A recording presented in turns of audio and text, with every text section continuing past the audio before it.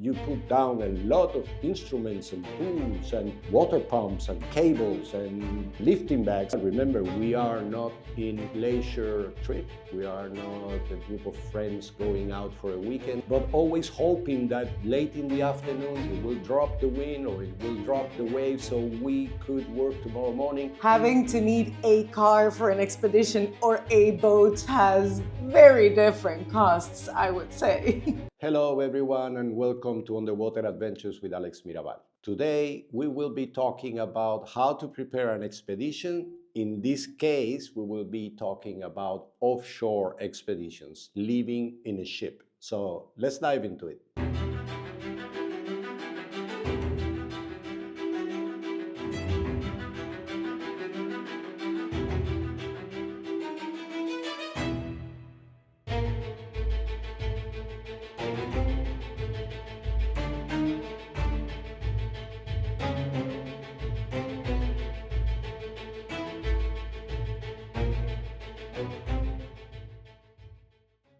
In a previous episode, we were discussing the different types of archaeological expeditions, the expeditions that we do to find or excavate shipwrecks, to work on shipwrecks. And we were talking that there were mainly two types of expeditions, two different types. The land-based expeditions, you can see the episode we made already talking about the expeditions which are based in land, not with a ship. And today we will talk about the offshore expeditions or living on board. I don't like to use the term live aboard because it has been used mostly for tourism and cruises for tourism, but it's actually live aboard. It's a ship with the team living on the ship mainly, more than in land. So meaning that the ship itself becomes like a very important character in the planning of your expedition. It's a type of expedition I enjoy a lot. Actually, it's the type of expedition I like the most. But also it has its challenges, and we will talk about this today. First, to decide if you will have live aboard or living on board or onboard living expedition, so with the team living in the ship or doing it in land, you have to know which is the area you will be working, where are your wrecks or the wrecks that you will work. And the offshore expeditions, we always select the targets, the shipwrecks, which are further from the coast, the ones that are very far from the coast, or they could be even close to the coast, but they are too far from a boarding point, port of call, so a place in which you can replenish or you can leave, you can buy your essentials, fill up bottles and stuff. So it is necessary for you to live in the ship with the team. And I can imagine that you guys deliberately, for obvious reasons, try to assess that and choose the shipwrecks that really require living on board and having a boat. Because as we very many times also mentioned, it's not a cheap thing. Having to need a car for an expedition or a boat has very different costs, I would say. It is different. It is different. I mentioned it in the previous episode. Correct. That sometimes it looks more expensive because, of course, chartering a boat or owning a boat. I have worked with chartered boats or with our own ships. Both options are expensive. Normally, the people who make available the funds are a little bit scared because ships are expensive and delicate. And also delicate, and they have a very high running cost even if you are not using it. High depreciation this is rate. Important, yes. And also what it costs you just to have it. Just to have it. Not even using it in an expedition, but just to have the boat waiting between expeditions is a fixed expense that you have to cope with.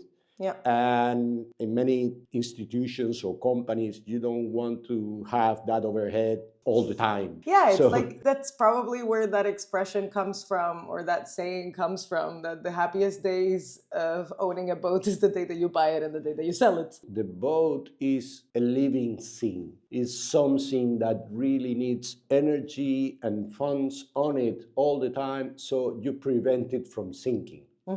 That is mandatory. A house, okay, it needs some maintenance, but you can close it, you can prepare it for a long time of inactivity. Correct. A boat, you cannot do that. You have to have a crew on board, and the crew have to work every day to keep the boat afloat. So that is one important decision you have to make, and you have to be sure that the target that you will be working, the wreck you will be working, or the area you will be exploring, it really requires life aboard. So people living in the ship. I mentioned in the previous episode the licenses, the permits, so I will not go again into that. You can watch that video. Of course, for this you need again the licenses and the right license and the navigation area in which you are allowed to work. That is defined by coordinates, so you will have an area in which you are allowed to work with your ship, and the ports, we call it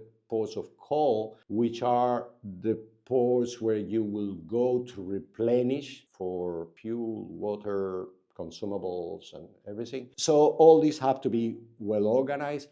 The main step of these expeditions is to choose the boat, to analyze beforehand and to consider which are the technical specifications you will need for that particular expedition. Why? First, because it must have the autonomy to be in the sea, to be offshore for a certain amount of days with the certain amount of people that are in your crew, with the capacities of fuel, fresh water, storage capacity for food, fresh food and dry food. So the cabins for the people, the conditions to process data. Remember, we are not in leisure trip. We are not a group of friends going out for a weekend. There is a task to do, and you will need certain scenes in the boat to make this possible. So you have to fill up the bottles at the end of the day. You have to process the data of the diving and the artifacts. Another thing that you would like to know is which is the draft of the ship, because normally we work mainly in shipwrecks which are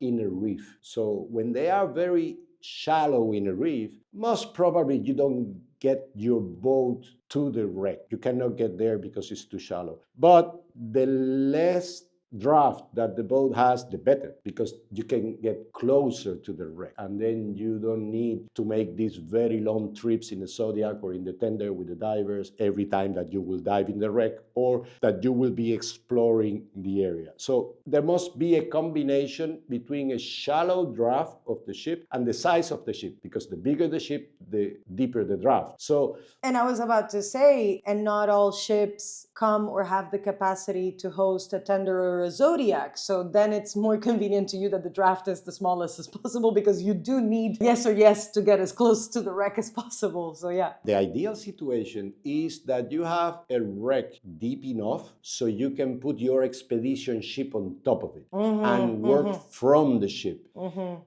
Unfortunately, that is not that common. When we were working in Cuba, for instance, which the sea was very calm, you could take your expedition boat many times almost on top of the wreck, and then you dive from the boat, which is super comfortable. No, and super nice, but exactly for that example, and that's what I was going to interrupt you before and be like, well, okay, but you can do that in very clear waters, but I wouldn't feel comfortable. Again, I'm not an archaeologist. Maybe that's how I feel now that I just got new into this industry for the last couple of years, but I wouldn't feel too comfortable dropping my anchor potentially in some porcelain. I would like it to be a little bit far away from the wreck. You know what I mean? Like, I mean, if you can see fully that you're not even in the chance of damaging anything by anchoring, I guess. But even with the comfort at hand, I would be maybe conservative enough to be like, well, but I don't want to potentially damage anything. So let's be a little bit on the side. Yeah, of course. When I said you put it on top of the wreck, meaning that you already prepare the mooring points, we tie the ship. So we do it in a safe way.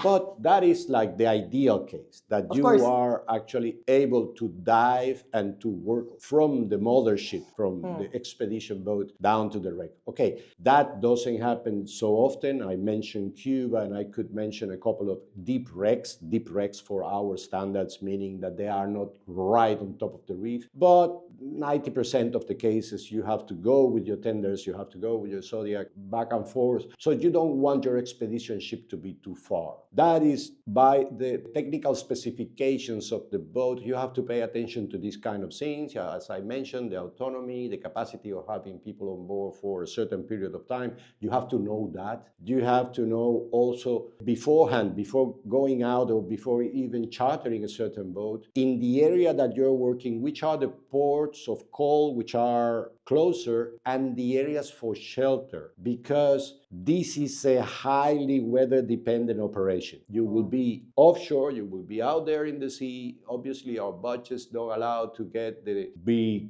liner as in your expedition ship. Normally you have small ships and ships which are very fragile to bad weather. So you have to have very clear in which place you will shelter yourself if there is coming a bad weather. And this is important. You also have to prepare and consider to have a professional weather software or system in which you will get the right information on time, not just the free version of some of the, which for our day-to-day, they are totally okay. Sure. You go and you know with Accu whether there will be raining in a while or how the day today looks like. When you are in the sea and responsible for an expedition of that size, you better get a professional system that will allow you to see the bad weather before it hits you. I mean, that is for days before sometime.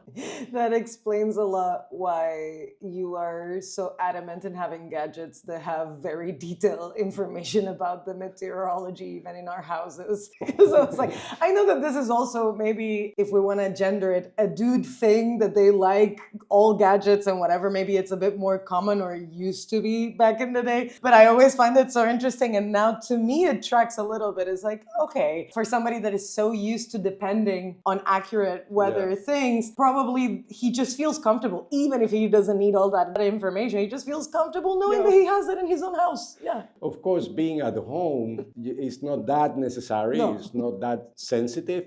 Yeah. But if I have a very basic one, I will feel that something is missing, that I'm missing something. That's what I mean. So- That's what I mean. so You want to I have more try info. to have it. I want to have it the better I can. And yes, this is very important because this will play in two very important lines in your operation. First is the safety of the team, and second is the efficiency of your work. Because if you miscalculate a bad weather, you could be in the harbor waiting for the weather to become good again, and out there in the place where the shipwreck is, the weather is already good and you don't know because you don't have the proper software or you don't have the proper experience. I remember because one of my team members, Gaston, unfortunately he's not with us anymore, but he was a very funny guy and he was a very good seaman, and we were arguing all the time. He was owner of the boat that we were using Sanj in Mozambique, and one day he came to me and said, Alex, now I'm understanding your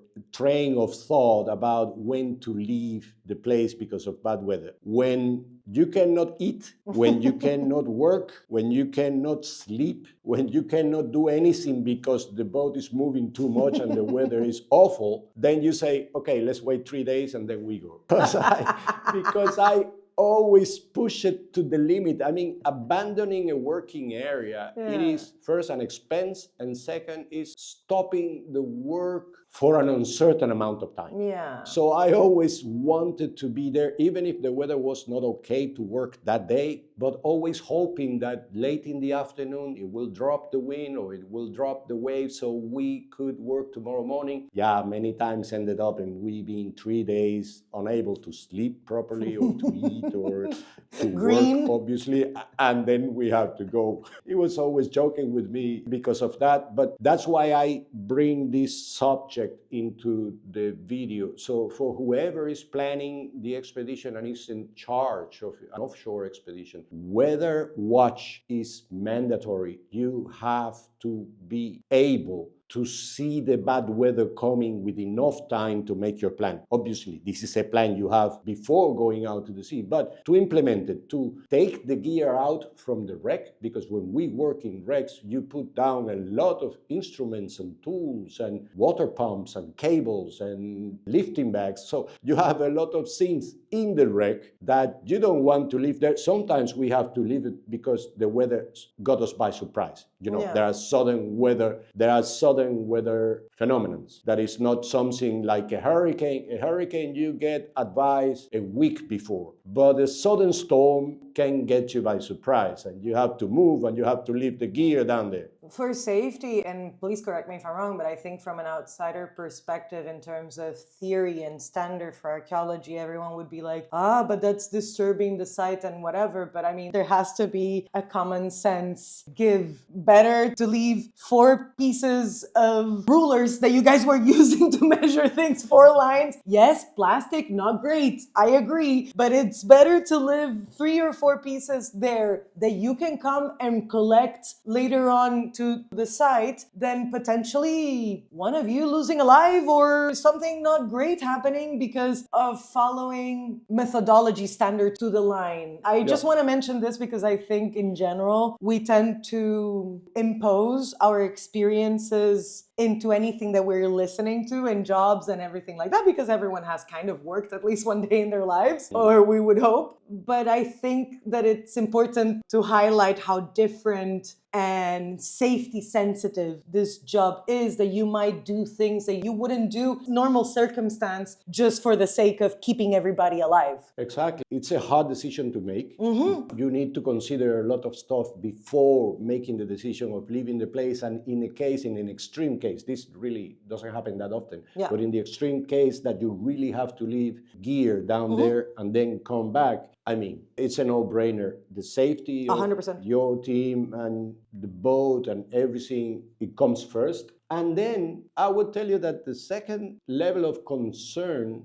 is not, forget about the environment of stuff, because we will come back and pick it up. This is not a problem. Exactly. But sometimes when you come back to pick it up, it's all broken.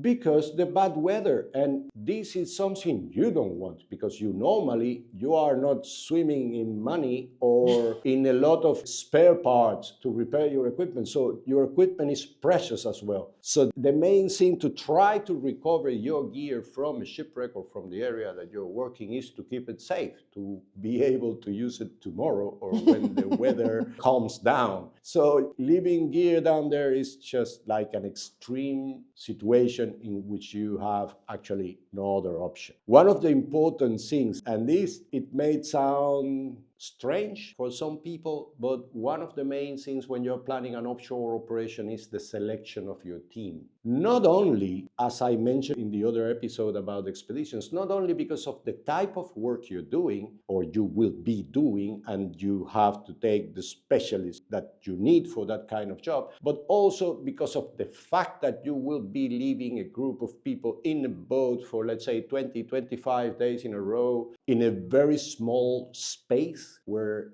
everyone will see everyone at all times. So it is important to select the proper team members, I mean, even over the most qualified technical skills of a certain individual over the other. Meaning that you may have the best diver in the world in your team, and that guy could be the worst team member for an offshore expedition. Because in a ship, you don't have the possibility, as in the land-based expeditions, that let's say after 6 or 7 or 8 in the evening already, you finish your job, you go walk around a little bit around the town where you are, you see new faces. And I'm gonna add up onto it without wanting to sound like a boomer. It's one of those jobs that honestly, you don't get to be a celiac, you don't get to be vegetarian, you don't get to, I need the water at this temperature so I can be fine. You don't get any of that. No. In an expedition, you have to have a wide spectrum of things that you can do. You should not have these sort of limitations because it makes it very difficult. For instance, I was about to talk in the team selection. I was about to talk again about the cook. Never underestimate the importance of a cook. And in an offshore expedition, Especially.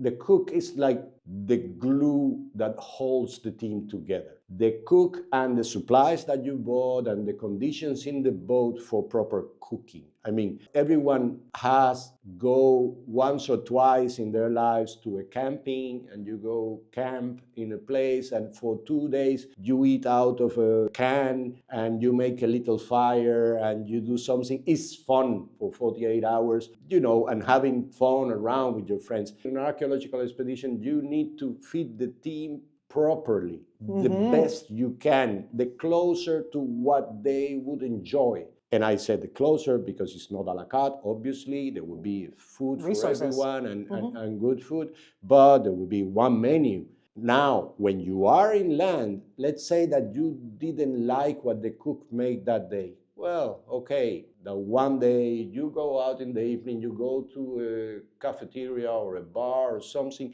you buy yourself a sandwich or a soup, and you cope with that. In the sea, you can't do that. You don't have that chance. You don't have that opportunity. So a good cooking in the boat, it would guarantee a happier team and a more efficient one and better conditions. And also the right selection of the team members because of this that I mentioned, the confinement. We are all in the same space, like it or not, for 20 days or 25 days. If you have an argument with a colleague, you will have to see that colleague every day, every minute, every time. So it is like something to consider when selecting your team. Totally. And the best that you can do in that situation is another activity that is your job. It's go for a dive and a swim, because if you need to remove yourself from that situation just to take a break, you will be doing exactly what you do for work. So yeah, you should avoid arguing or needing space from people as much as possible. I also mentioned briefly the efficiency. I mean, the offshore expeditions are much more efficient of what you need to do because of this unfortunate situation. After 6 or 7 in the afternoon, you finish your work. What would you do? Nothing. Work a little bit more. Work. Keep on working. Keep your mind busy. And the only thing you can do there is work. Okay, we came up with some video games that we played you guys were together playing in the computer evenings. games and Call of Duty and Doom. Exactly. You guys weren't just working, but okay. No, we did that I came up with that idea to keep the sanity of the people, because there is a point, it doesn't matter how much you love your work, as I do mine, but there is a point in which it's 20 days in the evening filling up databases and stuff that you start hating the job. So you have to do something different, and in the boat there are not many different things to do. Yeah. So yes, selecting your team, it's paramount, it's important for the success of your expedition. Also, in the boat, you have to make sure, if you are going in an excavation project to a ship, that you have what we call first aid facilities. So you have to have places where to store the artifacts that you are recovering before delivering them to the conservation center. Like pools with water, you cannot let the artifacts dry up. So you have to have them in controlled conditions. So this you have to have in mind when chartering a boat or buying a boat for an expedition, that it must have at least that space, that capacity that you can build something there, or you can bring containers to have those artifacts in water when you are recovering them. So this is all very general. Obviously, everyone who has run offshore expeditions will have much more details. You can leave it in the comment section so we can talk about that in more depth if you find it necessary. But I want to close the video mentioning what for me are the pros and the cons of the offshore expeditions. Obviously, I have mentioned some of the pros. The team is much more efficient, is much more focused in the job because there's nothing else to do. No distractions, literally. Yeah, and you are also very close, normally very close to the either to the exploration area or the wreck. So transport times are much less. People are much more focused in the job. In countries in which malaria or some other sickness are that they are present, well, okay, the boat is a little bit of a safer environment for that. Of course, you are exposed to the possibility of having an accident because you are in a boat, everything moves, some things fall. But once you have some experience, you also acquire experience in avoiding getting hurt during an expedition. So yeah, that is higher in an offshore expedition than in a land-based expedition, but it is also a little bit safer from the sickness or illness point of view. And the cons, well, obviously, we have been talking about living in a team, a group of people in a small space. Communications are normally awful, awful. You spend many days in the sea without knowing about your family, your loved ones. There will always be communication. Of course, there are super ships and modern ships that have Wi-Fi and broadband internet. We never had that. We have to communicate. We had to communicate through a satellite phone, which was very expensive to pay the bill. So everything boils down to a little text message to your family and people being able to know if there is an emergency that requires their attention. But communication with land and with your family is normally very bad in this expedition. That's a con. Then you have also, well, seasick. It doesn't matter how experienced you are and how many expeditions you have been, there are people which are more prone to get seasick than others. And if the weather becomes, as my friend Gaston said to me, Alex type, so we cannot sleep and we cannot eat, yeah, you can get seasick. That is something I would not recommend to anyone. This is a very bad sensation. I don't get seasick, but I have seen people really professional guys. Yeah, and people in general, most of the people get. So these are the cons. Still, I prefer the offshore expeditions. I love the offshore expeditions. Even if in the evening I have nothing else to do than to throw a line in the water with a hook and trying to get one fish. It's a nice feeling that you are actually in an expedition working on a shipwreck that has probably 350 years old than being in a house or in a setup in a town that is not your house. That is just like an office, it's like going to work. In a ship, you don't have and God that forbid feeling. My father goes to work a day in his life. Going to an office, it doesn't give you the same aware. excitement that waking up in the morning and watching the sea and knowing that few meters away from your boat may be the nicest discovery of your life 2 hours away. So this is what I wanted to share with you regarding the offshore expeditions. I think I said it in the previous episode. I don't like the land-based expedition, although I have to do it many times because you have to do what you have to do. But if you allow me to select, I will always choose the offshore expeditions. I love them. And I think my team as well, most of my team, they love that. I'm making a lot of conclusions, but in your case specifically, one, you're a water person. You've been fishing, spearfishing since you were a kid. You like being on the water. And I think psychologically as well, it probably makes it easier to separate because as you mentioned already now a couple of times, you're in a house that it's not your home. And I think when your work is literally that, I think it might be easier for the brain. And maybe it's me assuming that everyone might be as sentimental or as crazy as me. But I think that it would be easier for my brain to compartmentalize. When we're working, we're on a ship. When we're not working, I'm in my house. Simple.